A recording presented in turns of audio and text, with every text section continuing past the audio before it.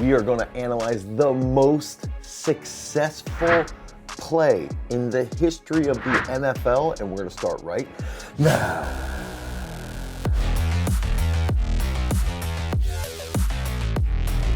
All right, so when we're looking at different plays, I think that we've got to specify that first, to be a successful play, I think you've got to run that like at least 20 times. And if we can break it down and say, okay, if this specific exact play has been run 20 times, then we can look at various success rates. And currently, even when a team has been playing absolutely horrifically, this specific play has still been putting them over the edge. It's still been helping them on a consistent basis. Even when their offense is not capable of doing anything, they are still successful with this play. And another big interesting factor is that this specific play, not only is it successful with the starting offensive line, not only is it successful with the starting quarterback, it's also successful with the backup QB. It's also successful with a couple different movement patterns in the offensive line. And so it's a very, very interesting thing that we've got to break down, and we've got to look at what is actually happening. And first of all, if we can even just look at it and say, well, what's the success rate? The success rate is 93.2%. 93.2% of the time, this play works. And this play works so well that the NFL has even discussed banning this play. That's a crazy concept to think of. A play being banned from the actual sport because of its success rate. And what is that play? This play is known as the tush push, the brotherly shove. So we're going to go into what is actually happening from a physiological perspective, from a biomechanical perspective. We're going to look at what's happening with each specific player and why it's so successful. Now, keep in mind, this is the Eagles playing 49ers, where I believe they got absolutely destroyed just from this peek out from the side. I even want to check out what some of the wide receivers are doing as well. All right, so if we can think about their O-line, first of all, their O-line is huge, right? So that's going to be playing a massive role. They've got Mailata at left tackle, they've got Dickerson at left guard, Kelsey at center, Juergens at right guard, and they got Lane Johnson at right tackle. Then they got Jalen Hurts at quarterback, obviously one of the best in the league. Dallas Goedert's in there. They've got Devontae Smith, A.J. Brown. I'm trying to see running back wise, who do they have in on this play specifically? When we look at this, what I want to do is break down each position, because the one big factor here is that we're seeing other teams try to do it, and some of them are successful, but no one is actually close to like 90+% success rate. And that's something that I found on one of the like football specific references, one of the stat references. They actually broke that down. So we see, right away, Kelsey under center there. And one of the big aspects that I wanted to point out, first of all, look at that D tackle from 49ers. It's getting that big jump, quick jump. Something that I noticed right away when I watched this is how quickly Kelsey basically just dives. He just dives his head. So it's like, I would call that he's almost shoveling, like he's shoveling down as quickly as possible. And actually, I don't think that's Juergens. I think that's Sua in at right guard there. I'm not positive, but that could be. No, that might be Juergens in there. So if we watch Kelsey first, okay, so let's break him down first.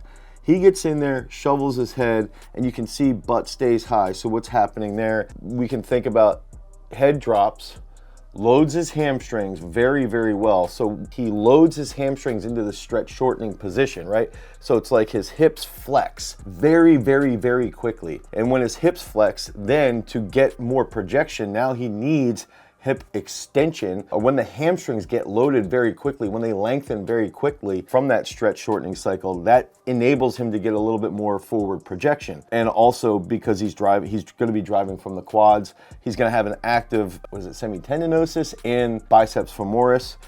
And so you can see that right off the bat. That's like get set. And if we're watching, I'm watching right here so we can help there. Boom. Okay, so we've got to think about speed of the snap.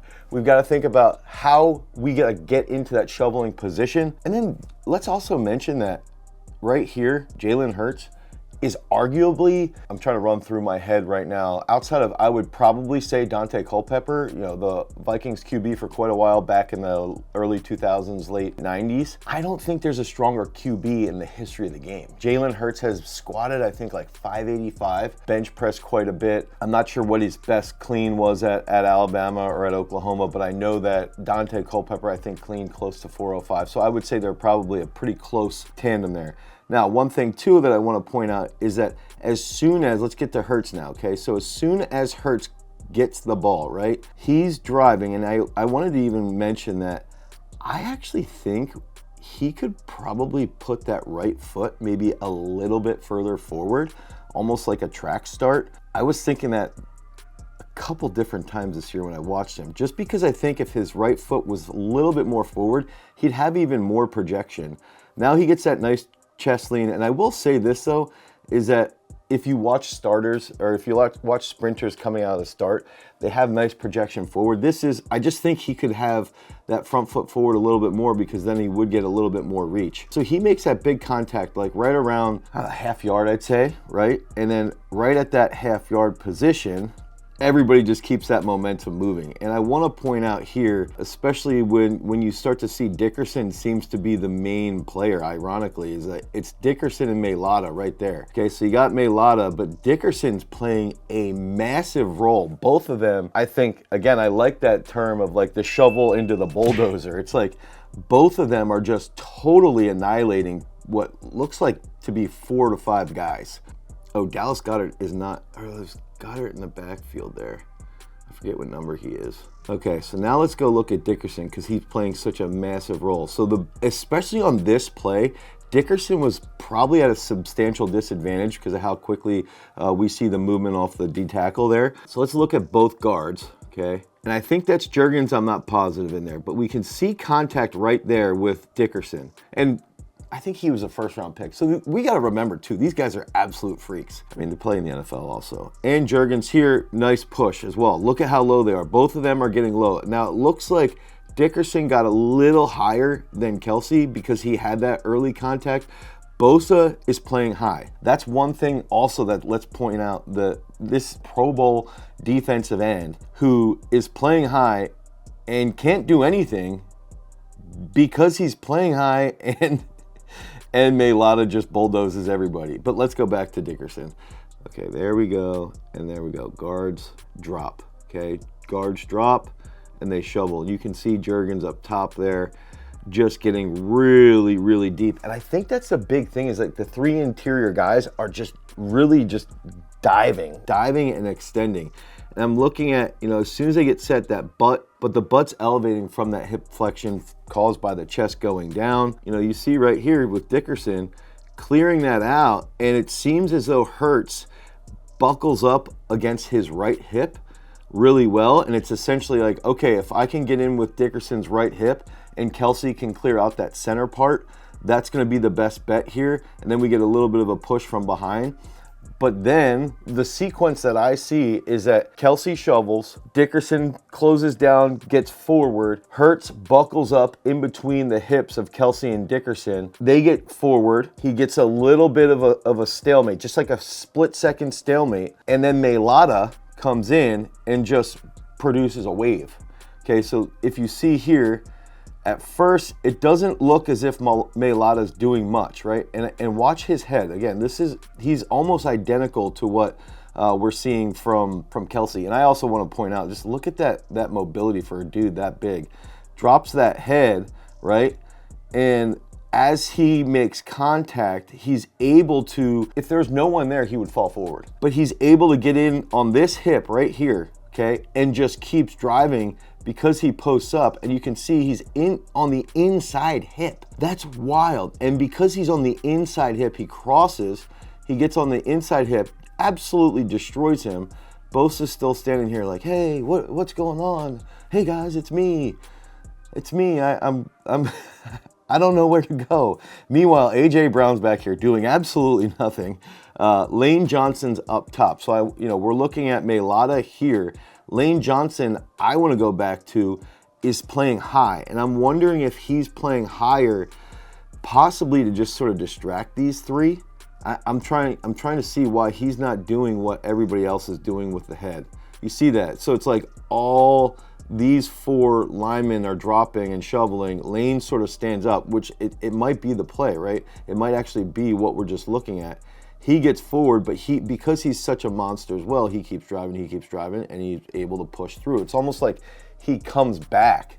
And that could be like the actual play design, is that it goes Kelsey shovels, Dickerson makes good contact. He's a little high there, so it's not the best execution that they've had. Then we get the buckle up there with Jalen here. He gets a little push from behind, little push here, but the big one that we're gonna see is the hip cross there from Mailata in here. That keeps everything moving forward. So that helps Dickerson then also continue, because you can see that left elbow is Dickerson coming through there. Bosa's still standing here doing absolutely nothing. Lane Johnson comes back around almost for a second wave to help continue push through. And then that's an easy win there, right? So it's one of those plays that I think it's very interesting, and I think it comes down to that blocking. And I think that if we can watch the ankles, right, and you're seeing if they have minimal ankle or minimal heel drop, that helps them get a little bit firmer plant. We want to see a higher butt. We want to see that hip flexion. We want to see that head drop. That helps with projection. This is Mailata's left foot, so he's using that. Look at how he uses that to plant and drive. And you can see he's up here now. Again, Dickerson's in there, and Jalen Hurts is right in front of Bosa, who's still just dancing and not doing anything. And Hurts uses that squat to cross. Johnson comes in for that backup wave. And I'm starting to think that, I want to look at a couple more of these, but I'm starting to think that the Johnson blocking scheme is actually set up that way as like that second wave, because he's such a monster. So I wanted to go over this, and I think that it's something that with success rates, we can look at, and we can look at a couple different things. I think they could improve this by just changing Jalen Hurts' start there a little bit. I think that they could possibly, and look at, that's Dickerson's back leg. Look at Dickerson's back leg. And it's interesting here, even before the start, you can see Mailata's projection point on his right foot, right here, okay? So you can see Mailata's projection point, and then that sets him up to get to this projection point here and just absolutely ruin people. So as a D lineman, there's not much you can do. I would try to analyze Mailata's leg along with Dickerson's. You know that Kelsey's going to shovel. You know the bulldozer's coming from Mailata, and you know that Hurts is going to be in the back. And honestly, I feel like you're going to have to put 3 big dogs up front here right on Kelsey and hope. I think somebody's going to have to come up over top, possibly. But then the problem is that if you've got Lane Johnson coming back up on that backside, it's just going to be a slaughterfest. So with how bad Philadelphia's offense has been playing lately, maybe they should just go full steam on all tush pushes for the playoffs. But I wanted to break that down. I think it's a great thing to see the mobility of someone like Mailata, that mobile at that size. Dickerson, the explosiveness that we see from these O linemen, that unilateral strength and that ability to just turn slightly and get in on a hip. If we can think in a simplistic form too, is that football is all about, I need to get to this space as quickly as possible and control this space. And that's what these guys are doing. And you're looking at how they're playing against somebody like Bosa, who's one of the best in the league right now. And he can't do anything. He literally just can't do anything in this specific play. So go over one of the most successful plays in the history of the NFL. If you guys need help with your training, if you want to improve that mobility, head over to peakstrength.app, the Google Play Store or the Apple iOS Store. We can help improve that hip mobility, get that unilateral strength, and help you become a better football player. Because remember, freaks, if you want to become a champion, you've always got to cultivate your power. Peace.